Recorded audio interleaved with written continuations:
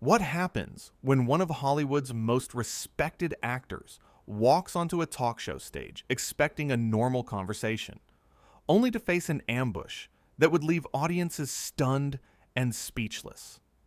In just 48 seconds, a simple question would spiral into the most explosive confrontation ever witnessed on daytime television, ending with a legendary star doing something nobody thought they would ever see. Kevin Costner sat down on the view set that morning with his usual calm, collected demeanor. The man who had given us unforgettable performances in films spanning decades, who had built a reputation not just as a talented actor, but as a genuine, down-to-earth person, was there to talk about his latest project. He smiled at the audience, waved politely, and settled into his seat, surrounded by the panel of hosts. Whoopi Goldberg sat at the head of the table, Joy Behar to one side, and Sonny Hostin directly across from him. The energy seemed normal at first, friendly even, but that would change faster than anyone could have predicted. Whoopi started with the softball questions. She asked about his new show, about his experience filming in Montana, about working with the cast. Kevin answered each question thoughtfully, sharing anecdotes that made the audience laugh. He talked about the long days on set, the beautiful landscapes, the challenges of producing and starring in the same project. Everything seemed perfectly fine. The audience was engaged. People were smiling. This was supposed to be a straightforward interview, the kind Kevin had done hundreds of times before. Then, Sonny Hostin leaned forward. "You know, Kevin," she began, and there was something in her tone that immediately shifted the atmosphere in the studio. "I have to ask you something that I think a lot of people have been wondering about." Kevin nodded, still smiling, completely unaware of what was coming. "Your show has been praised by critics, sure," Sonny continued, "but don't you think it's a little problematic that you, a wealthy white man, are telling stories about the American West without really addressing the indigenous perspective? I mean, isn't that just another example of Hollywood colonialism?" The studio went quiet. You could feel the temperature in the room drop. Kevin's smile faded slightly, but he maintained his composure. "Well, actually, Sonny, we worked very closely with indigenous consultants throughout the entire production," Kevin replied, his voice still calm and measured. "We made it a priority to tell those stories with respect and authenticity. We have Native American actors in significant roles, and their input shaped the narrative in meaningful ways." But Sonny wasn't backing down. If anything, she seemed emboldened. "Input is one thing," she shot back. "But at the end of the day, you're still the one in control, right? You're still the one profiting from these stories. Don't you see how that's part of the problem?" Joy. Behar shifted uncomfortably in her seat. Whoopi's expression had gone from neutral to concerned. You could see the other hosts exchanging glances, uncertain about where this was heading. Kevin took a breath. "I respect your perspective, Sonny, but I disagree with the characterization. We didn't just ask for input. We collaborated. We shared creative control. We made sure that the people whose stories we were telling had a genuine voice in how those stories were presented." "A genuine voice that you still had final say over?" Sonny interrupted. "A genuine voice that you could ignore if you wanted to. That's not real power. That's just performative inclusion." The audience was completely silent now. This had gone from an interview to an interrogation, and everyone could feel it. "I didn't ignore anyone," Kevin said, and now there was a slight edge creeping into his voice. "I listened. I learned. I made changes based on what I was told. What more do you want from me?" "Accountability," Sonny replied instantly. "I want you to acknowledge your privilege and the fact that no matter how many consultants you hire, you're still perpetuating a system where white men get to decide which stories get told and how they get told." Whoopi finally stepped in. "Okay, Sonny, I think Kevin has explained his process." But Sonny held up her hand. "No, Whoopi, this is important. We can't just let this slide because he's a famous actor we all like. That's exactly the problem." Kevin's jaw tightened. I'm not asking anyone to let anything slide. I'm telling you what we did, how we did it, and why we did it that way. If that's not good enough for you, then I don't know what else to say. Maybe you could say that you understand why some people might see your project as just another example of white savior narratives, Sonny pressed. Maybe you could acknowledge that your position in Hollywood gives you opportunities that talented indigenous filmmakers don't get. I absolutely acknowledge that, Kevin said, his voice rising slightly. I've said that in multiple interviews, but what you're suggesting is that I shouldn't tell any stories at all unless they're specifically about my own demographic experience. And that's not how art works. That's not how empathy works. That's not how we learn about each other. No, what I'm suggesting, Sonny countered, her voice getting louder to match his, is that maybe, just maybe, you should step aside and let the people whose stories these actually are tell them themselves. Step aside? Kevin repeated, and now the frustration was clear on his face. Step aside from a project I spent 5 years developing? Step aside from something I've invested my own money in, my own time, my own creative energy, because of the color of my skin?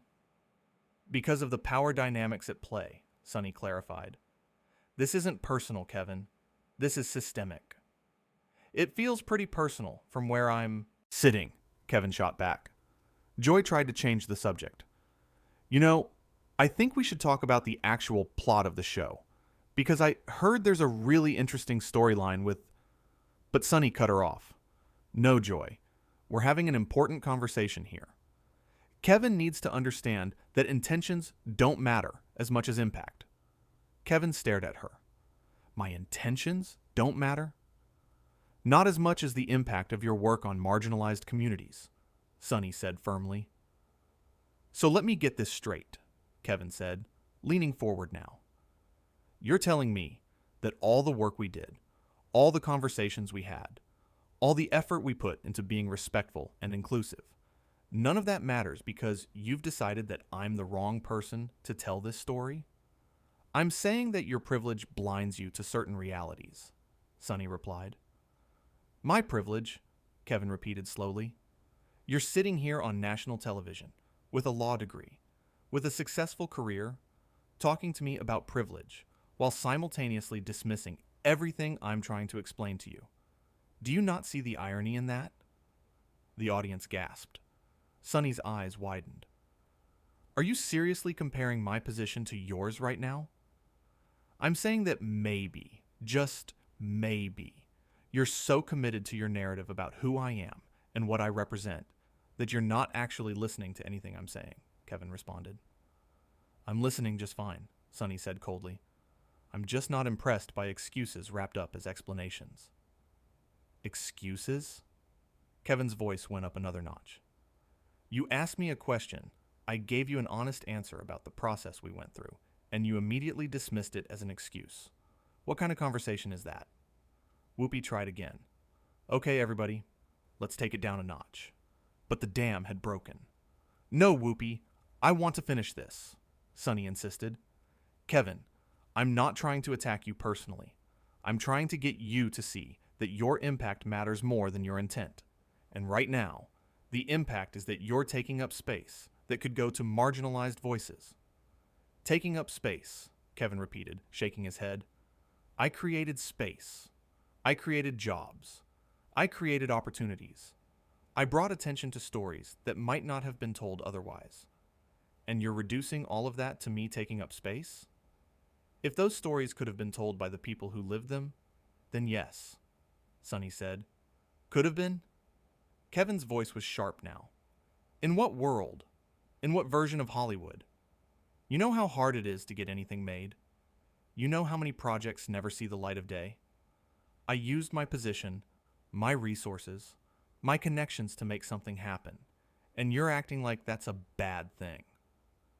It's a bad thing when it reinforces existing power structures, Sonny replied. It's a bad thing when someone who claims to care about representation actively dismisses the representation that was achieved, Kevin countered. We had Native American writers in the room. We had Native American directors for multiple episodes. We had Native American actors in lead roles. But because I'm the face of the project, because my name is attached to it, you're discounting all of that. I'm not discounting anything, Sonny protested. I'm questioning why you had to be the one to make it happen. Because I was the one who could make it happen. Kevin's voice boomed across the studio. Because I had the relationships, the track record, the financial backing. Because I cared enough to spend years of my life on it. Is that a crime? It's not a crime, Sonny said, her voice icy now. It's just typical. That word hung in the air. Typical. Kevin stared at her for a long moment. Typical, he said quietly. You think I'm typical? I think your defensiveness is typical, Sonny clarified. I think your inability to accept criticism without taking it personally is typical. I think your need to be praised for doing the bare minimum is typical. The bare minimum, the phrase landed like a slap. The bare minimum, Kevin repeated, his voice barely above a whisper now. 5 years of my life. Millions of dollars.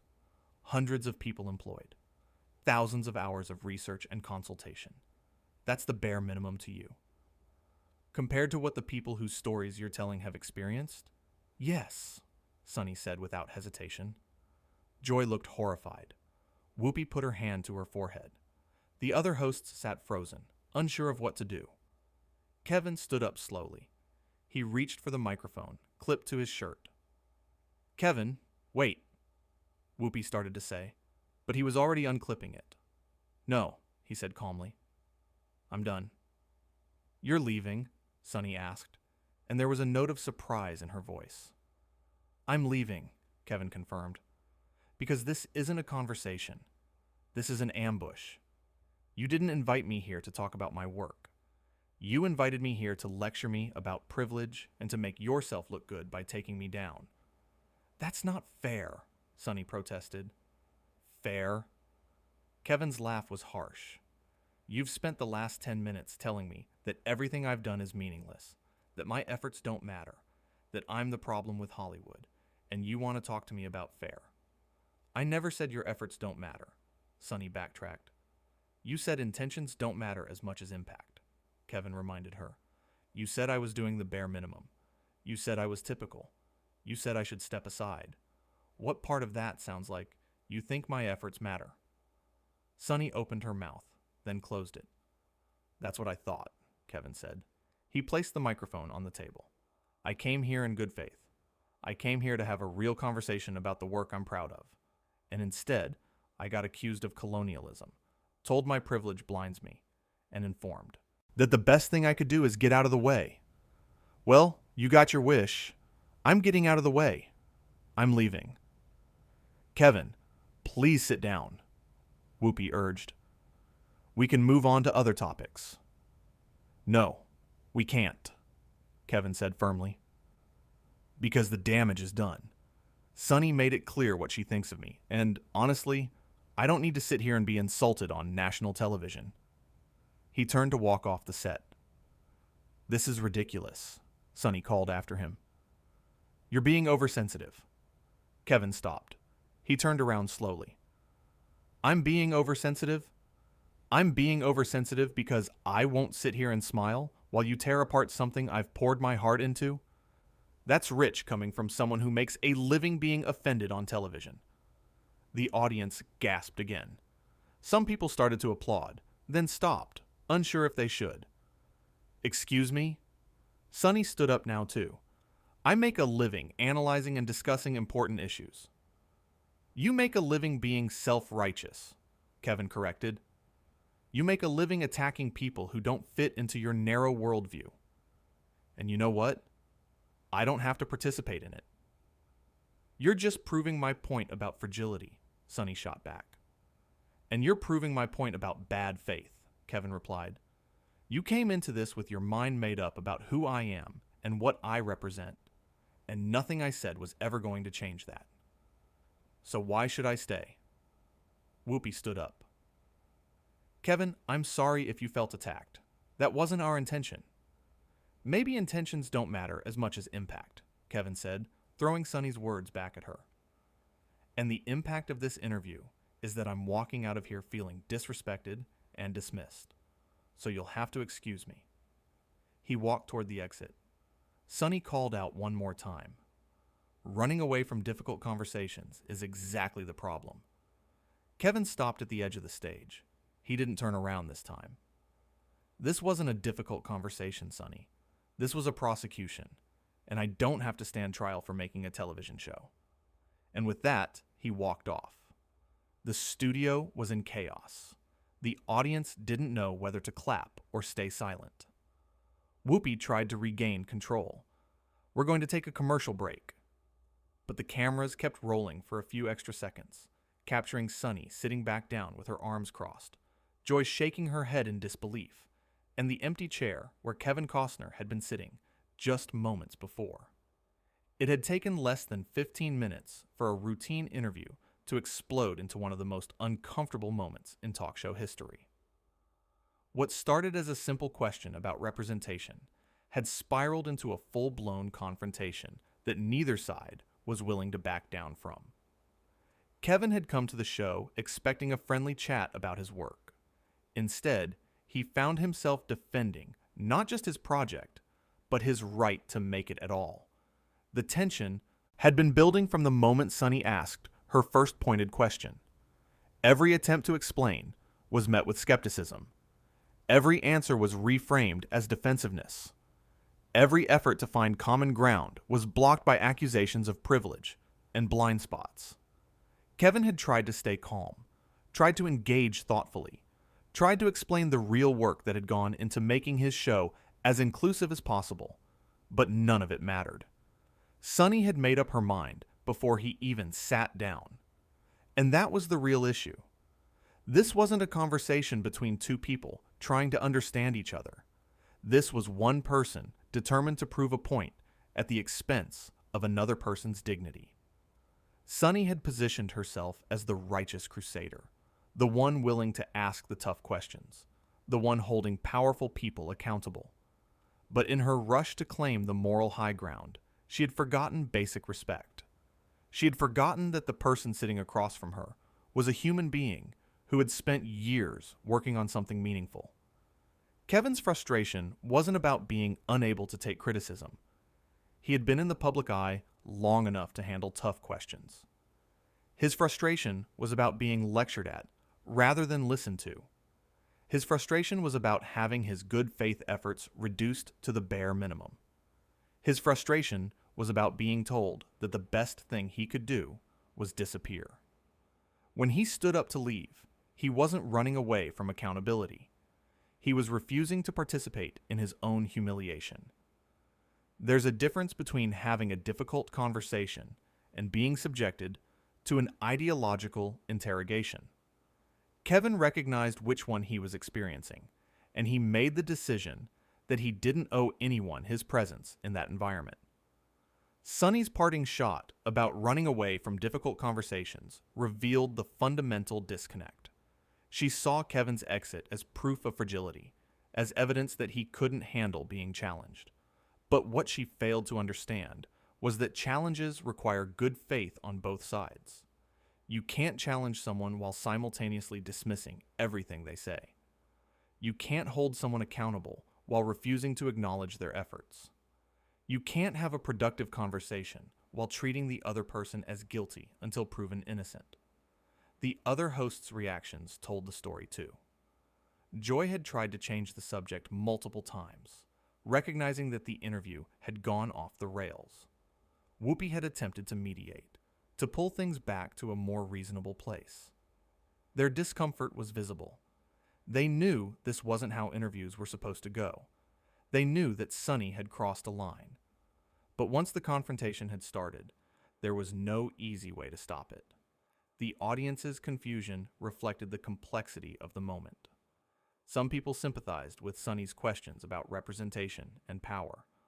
Others felt that Kevin was being treated unfairly. Most people were just uncomfortable watching what felt like a personal attack disguised as social commentary. The applause that started and stopped captured that ambivalence perfectly. Nobody knew quite how to react because nobody had expected things to escalate so quickly. What made the whole situation worse was that there were legitimate conversations to be had about representation in Hollywood. There were real questions about who gets to tell which stories and how power dynamics affect the creative process. But those conversations require mutual respect and genuine curiosity. They require both parties to approach the discussion with humility and openness. None of that was present in this interview. Instead, what viewers witnessed was an actor being put on trial for his choices, his background, his success. They watched him try repeatedly to explain his process, only to have each explanation dismissed as inadequate. They saw him maintain his composure far longer than most people would have.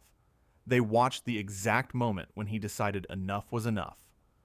Kevin's final comments before leaving were particularly pointed.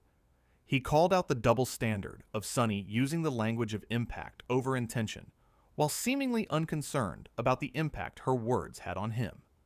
He identified the interview for what it was, not a genuine attempt to understand, but a performance of moral superiority. He refused to play his assigned role in that performance. The fact that the cameras kept rolling after Whoopi called for a commercial break added another layer to the drama. Those extra few seconds captured the aftermath.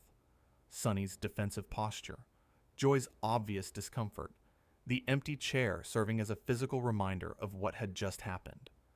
It was like watching the silence after an explosion when everyone is still processing what occurred. This wasn't about Kevin being unable to handle tough questions. This was about the difference between accountability and antagonism. Accountability involves honest dialogue where both parties are willing to learn from each other. Antagonism involves one party attacking while the other defends, with no possibility of mutual understanding. What happened on The View that day was pure antagonism, dressed up as accountability. Kevin Costner walked onto that stage expecting a normal interview. He left having experienced something very different. The 48 seconds it took for the conversation to turn hostile would become the defining moment of the entire appearance. Not the stories he wanted to share about his show. Not the insights he had about the creative process. Just the confrontation. Just the walkout. Just the mess that could have been avoided if one person had chosen to engage rather than accuse. And in the end, that empty chair said everything that needed to be said.